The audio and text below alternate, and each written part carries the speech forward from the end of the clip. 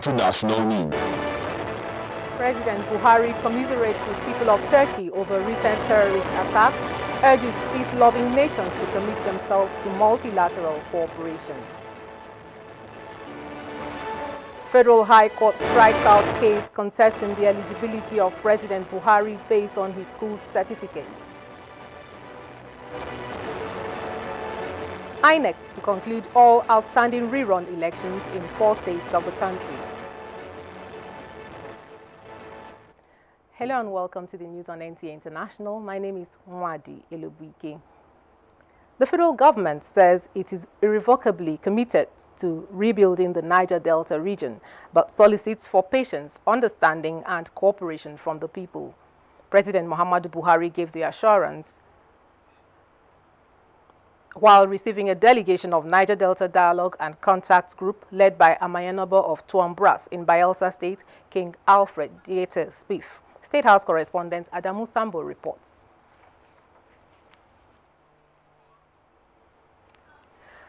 President Muhammadu Buhari has condemned the recent terrorist attack on Ataturk Airport in Turkey, during which dozens of people from around the world lost their lives. In a letter to his Turkish counterpart, the Nigerian president commiserated with President Tayyip Erdogan and the entire people of Turkey on this horrific attack on their soil by evil forces who have nothing to do with Islam, despite their warped beliefs. He urged all peace-loving nations to commit themselves wholeheartedly to multilateral cooperation and collaborative actions aimed at eradicating the scourge of international terrorism. The president urged the people of Turkey to unite at this time and to strengthen their resolve to fight terrorism, describing Turkey as a country that is rapidly growing, and its government and people must not allow this attack to take their eyes away from the goal of progress. He also stated that Nigeria will continue to cooperate with countries around the world on the war against terrorism until victory is achieved. Traditional rulers in Nigeria have been urged to support the Feed Nigeria progress of the present administration by effectively mobilizing their subjects to embrace farming. President Muhammadu Buhari made this appeal Wednesday night at the presidential villa Abuja, where he hosted the royal fathers from across the country to breaking of Ramadan fasts. State House correspondent Adamu Sambo reports.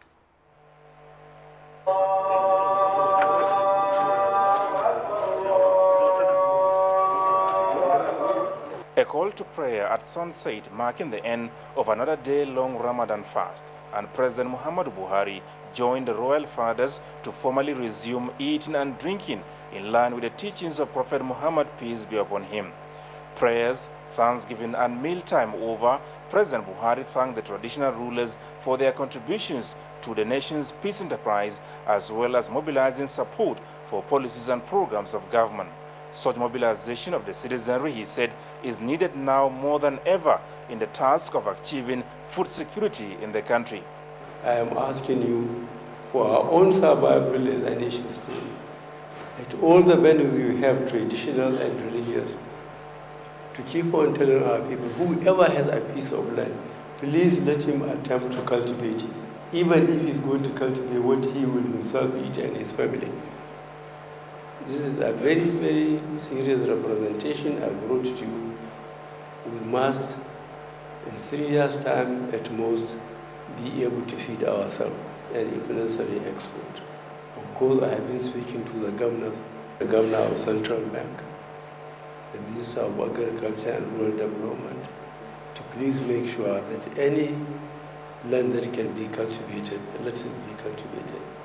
The president assured the royal fathers of his administration's commitment towards securing the country and effectively managing it for a better future. Sultan of Sokoto, Muhammad Sa'ad Abubakar, who spoke on behalf of the royal fathers, appreciated the challenges inherited by the Buhari administration, saying, however, that significant measures have been taken towards rebuilding the country.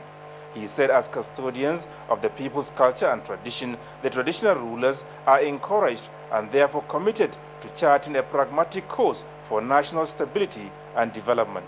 We promise on behalf of this distinguished council to continue to support Mr. President in his drive to instill sanity in our polity in his drive to see development in our country, in his drive to leave a legacy which our children and our children's children will have a cause to say, yes, I'm proud to be a Nigerian wherever they find themselves.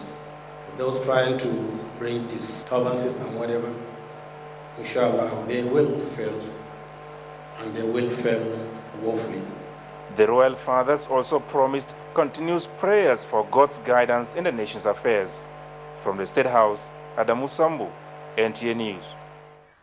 The federal government says it is irrevocably committed to rebuilding the Niger Delta region, but solicits for patience, understanding and cooperation from the people. President Muhammadu Buhari gave the assurance while receiving a delegation of Niger Delta Dialogue and Contact Group led by the Amayanobo of Tuambras in Bayelsa State, King Alfred Dieter-Spieth. State House correspondent Adamu Sambu now brings us the story. President Muhammadu Buhari said the federal government is gathering as much intelligence as possible on the situation in the Niger Delta with a view to dealing with the issues once and for all.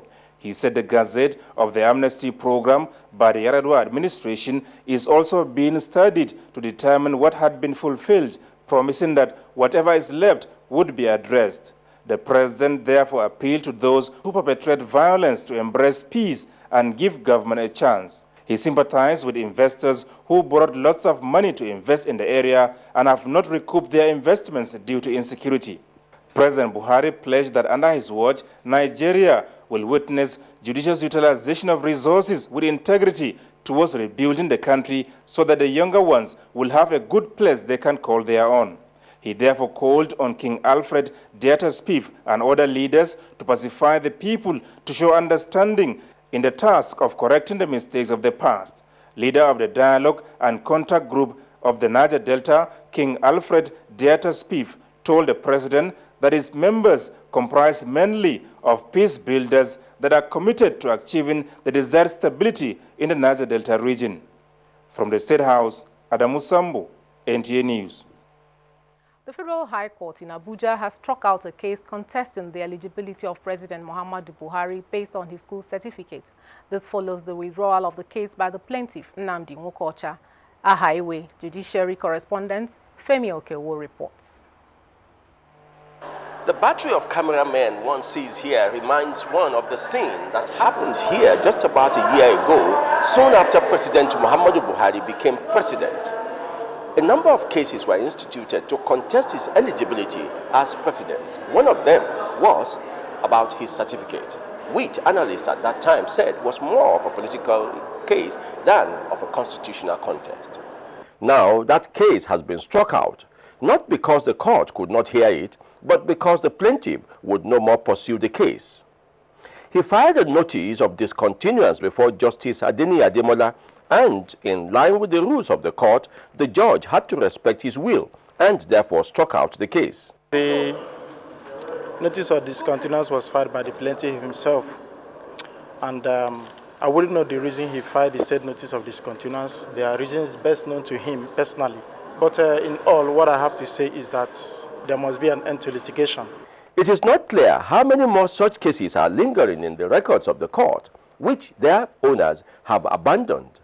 But for this, some observers say it is good riddance, since it has not added anything to our laws. In Abuja, Femi Okewo, NTA News. And the Attorney General of the Federation, Abubakar Malami, did not appear today before the Senate Committee on Judiciary, Human Rights and Legal Matters as scheduled. National Assembly correspondent Mohammed Ali has details. Mandate the Senate Committee on Judiciary, Legal Matters and Human Rights to within 2 days summon the AGF, Attorney General of the Federation, to explain and justify with evidence the basis for his action and why it does not constitute gross misconduct, incompetence, contempt of court, and abuse of office. Those in support of this prayer say aye. Aye. Those against saying nay, the ayes have it. It is in compliance with that resolution that this meeting was scheduled. It, however, lasted only 2 minutes, as the Senate committee refused to entertain the special advisor to the President on prosecution, who represented the Attorney General of the Federation. The disposition is that this committee has no jurisdiction on this matter. All right, hold on. Hold it. Our invitation was to the Honorable Attorney General.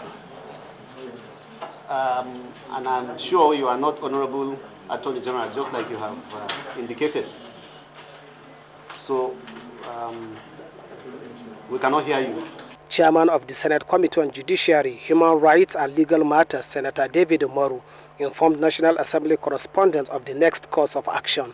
We take it that he has not respected the invitation of the Senate. The best we will do at this point in time is to report back to plenary, and then the Senate in plenary will take a decision on our next line of action. Senate President, Deputy Senate President, outgoing clerk to the National Assembly and the clerk to the Senate have already appeared before an Abuja court in respect of the forgery allegation that prompted the Senate to summon the Attorney General of the Federation. From the National Assembly, Mohammed Ali, NTA News. Following the Federal High Court sitting in Abuja, which annulled the election of Abia State Governor Okezie Ikpeazu and the subsequent order to INEC to immediately issue a certificate of return to Samson Uche Oga of the PDP, who contested the governorship primary ticket with Okezie Ikpeazu. The INEC Federal Commissioner representing Southeast, Ambassador Lawrence Muruku, has presented INEC certificate of return to Samson Uche Oga of the PDP. Immediately give certificate of return to Dr. Uche Oga. Immediately give certificate to Dr. Uche Oga. And we have no other alternative. The authority asked me as a representative of the place to do that. It would be recalled that on the 26th of February 2016, Ikpeazu won the Supreme Court judgment against APGA candidate Alex Oti. In a later development, Abia High Court has restrained the Abia Chief Judge and any judicial officer from swearing in Uche Oga as governor of Abia State. The injunction was given by Justice Chibuzo Ahuchogu of Abia High Court, Osisioma Division, following a suit by Governor Okezie Ikpeazu. The Independent National Electoral Commission, INEC, is to conclude all outstanding rerun elections in Kano, Imo, Kogi, and Rivers State. INEC Chairman Professor Mahmood Yakubu made the declaration at a National Stakeholders Forum in Abuja. Ifeanyi Okafor has details. INEC Chairman Professor Mahmood Yakubu said a total of 680 petitions were filed nationwide, challenging the outcome of elections, with majority conducted and concluded. If we don't conclude the elections properly, what will happen? The courts will nullify the elections. So which one is cheaper and easier for the nation?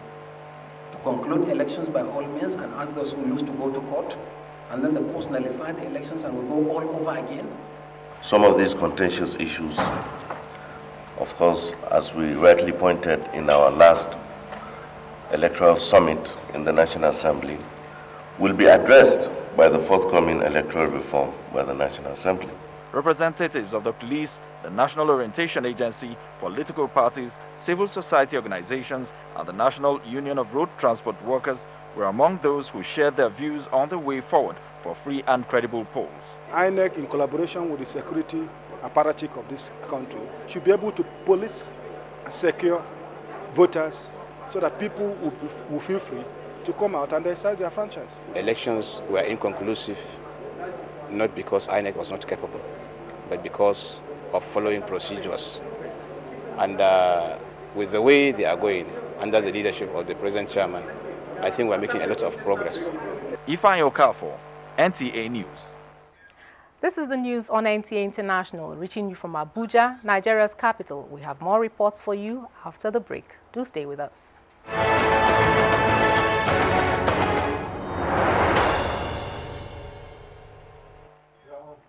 Glad to have you back.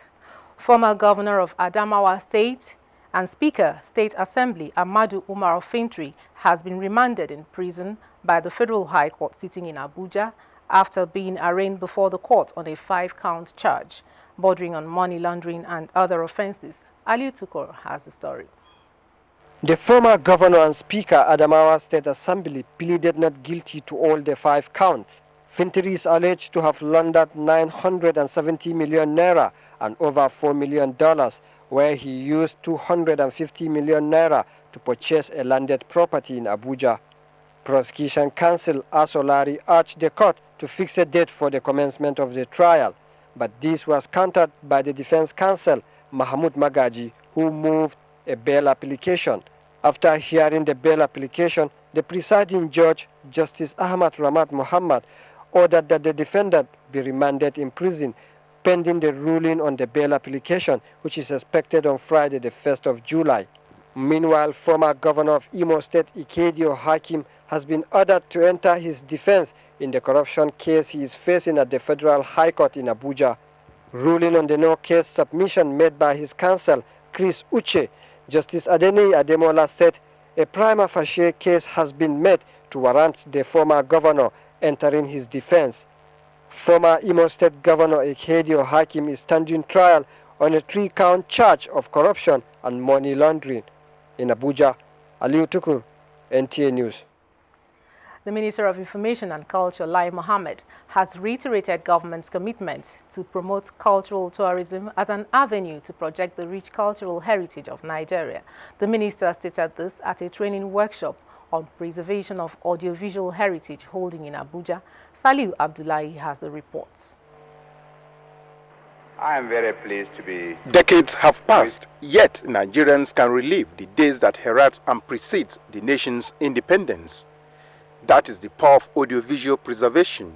Available records shows that globally, audiovisual heritage of sound recordings and moving images are extremely vulnerable as a result of factors ranging from neglect, natural decay to technological advancement, as well as deliberate destructions. This forum by the United Nations Educational, Scientific and Cultural Organization, UNESCO, hopes to build the capacity of stakeholders in the preservation of Nigeria's rich audiovisual heritage. It is a big loss for the humanity if we don't make effort to safeguard the existing archive produced by national television. Government has been trying its best, but you know, efforts must be consistent. We must not just wait, we must continue to move. The Minister of Information and Culture, in a message at the event, says Nigeria is treading on the track of employing modern technique to document and preserve the past and present for the next generation. The federal government of Nigeria and various state governments, mindful of the place and excellent role of audiovisual heritage in the country's quest for growth, has created relevant institutions and agencies to manage this important segment of our affairs. Among such bodies are the Department of Archives in my ministry, the National Commission for Museum and Monument in my ministry. At the end, participants, mostly film producers, librarians, filmmakers, radio TV producers, will be better informed on how to preserve and create easy access to the memories of mankind. Salihu Abdullahi, NTA News. Protecting the image and integrity of Nigeria was high on his scale of preference while serving as Nigeria's High Commissioner to Canada. In this report, Joy Osiagu takes a look at the late charismatic diplomat Ojo Madwekwe and his strides in Canada. If we could kick Ebola in no distant time, we shall also kick and indeed destroy Boko Haram. Canadians described him as the quintessential Nigerian diplomat, proud of the nation Nigeria. Nigeria's former High Commissioner to Canada, Ojo Madwekwe, had a strong belief in the potency of citizen diplomacy. It was the passion to defend and project Nigeria's integrity to the rest of the world that informed the adoption of citizen diplomacy under his tenure as Nigeria's Minister of Foreign Affairs in 2007. Citizen diplomacy was his mantra while serving in Canada. Under his watch, Canada hosted a high-level trade investment mission from Nigeria led by the then Vice President, cabinet ministers, governors, and 25 chief executive officers representing some of Africa's most successful businesses. Agreements were signed with Canadian investors with a focus on infrastructure projects to empower mostly Nigeria's young population. Shortly after the conference, both countries began and completed the Foreign Investment Promotion and Protection Agreement (FIPA) signed in April 2013 in Abuja to protect investors' investment in Canada and Nigeria. He was a Nigerian politician who was more interested in the survival of democracy. That was his message to the Canadian Parliament after his party lost to the opposition APC in 2015. One can also venture to say that the litmus test for democratic arrival is the perception that a ruling party can, theoretically, preside over its own defeat. In his last interview in Canada, he spoke passionately about the need to fight corruption in Nigeria. We are not in public service to line up our pockets. If anybody is not comfortable with his salary as a minister, then resign and go into the private sector. As long as you agree to serve the nation in any capacity, minister, ambassador, high commissioner, or whatever, serve 24/7. In Ontario, Canada, Joy Usiago, NTA News.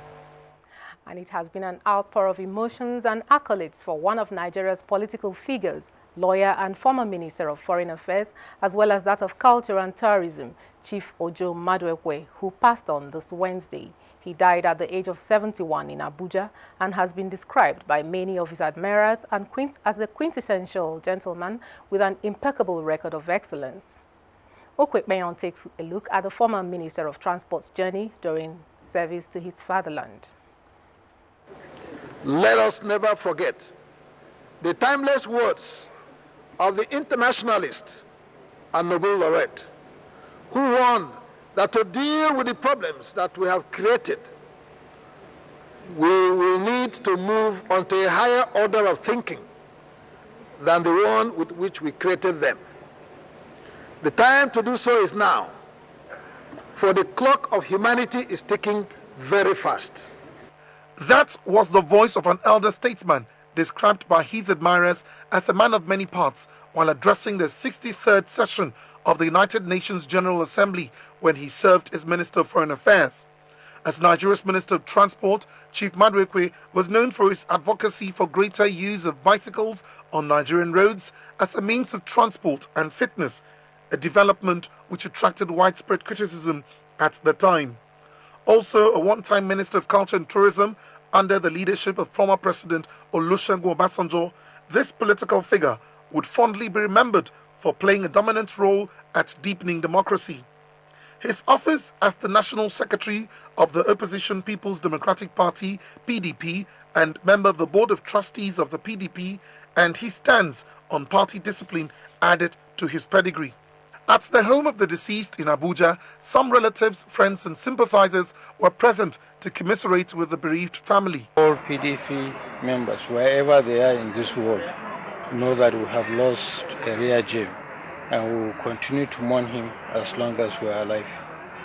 This man has been a friend to all, irrespective of religion or tribe, wherever you come from. He was an intellectual. He brought something. He brought, a commendable dimension to every situation. Eloquent on a bipartisan basis.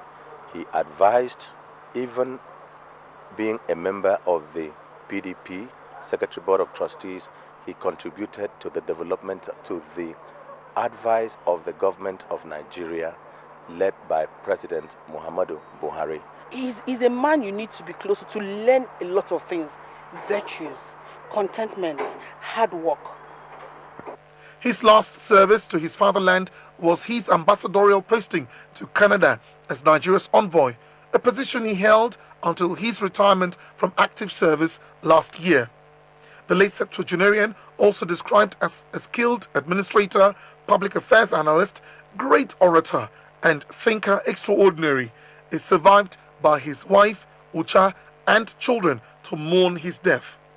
Born on the 6th of May 1945 in Ohafia, Abia State, southeast Nigeria, the sage will be fondly remembered for his eloquence and distinct qualities of a gentleman. Oku Ekpayong, NTA News. May his soul rest in peace. The federal government has declared Tuesday the 5th and Wednesday the 6th of July 2016 as public holidays to mark Eid al-Fitri's celebration. A statement by the Minister of Interior, Lieutenant General Abdul Rahman Dambazal, enjoined Muslim faithful and Nigerians to extend the spiritual benefits of Ramadan, which are love, peace and justice, to their daily living, and through this contribute to the development of the nation. General Dambazal also urged Nigerians to use the opportunity of spiritual rejuvenation to reflect on the imperative of unity and peaceful coexistence in strengthening the bond of togetherness for a strong, virile nation. Over now to Uche Nwizu for stories making headlines in the foreign scene. Renowned Malian film director Suleiman Cisse has been invited to vote in next year's Oscars Awards. He is among about 700 people with focus on ethnic minorities and women invited to join the Academy of Motion Pictures Arts and Science. British-Nigerian actor John Boyega, recently in Star Wars, is also on the list. In Libya, reports say at least 10 people have drowned and more than 100 others rescued when a boat carrying migrants capsized 32 kilometers off Libya. On the UK politics, ex-London Mayor Boris Johnson has pulled out of the race to be the next Conservative Party leader and UK's Prime Minister. This came after Justice Secretary Michael Gove, who was a prominent figure in the Brexit campaign, surprisingly declared his intention to run for the same positions. And US President Barack Obama will campaign with Democratic White House nominee Hillary Clinton for the first time next Tuesday, as a new poll shows a tightening race with Republican Donald Trump. Uche Nwizu, NTA News. Time now for sports. Flying Eagles coach Emmanuel Amunike says he's trying to build a formidable team that can help the nation challenge for titles when they graduate to the senior cadre. The former African Footballer of the Year is preparing his team for the African Youth Championship qualifier against Sudan next week in Khartoum. We are human beings, we are a team that is young, we are a team that is growing, we are a team that we want to do what is right. And hopefully we continue to learn. Of course, pressure, nothing comes easy in life. Welsh winger Gareth Bale says his team will play without fear when they face Belgium in the quarter-final of the ongoing Euro 2016 Championship on Friday. The Real Madrid star is one of the top stars of the competition so far, with 3 goals in 4 games. We have our own game plan, we have our own identity, and as I said, we're going to come out and try and enjoy the game and try to play as good football as we can. Michael Phelps, the most decorated Olympian of all time, has qualified.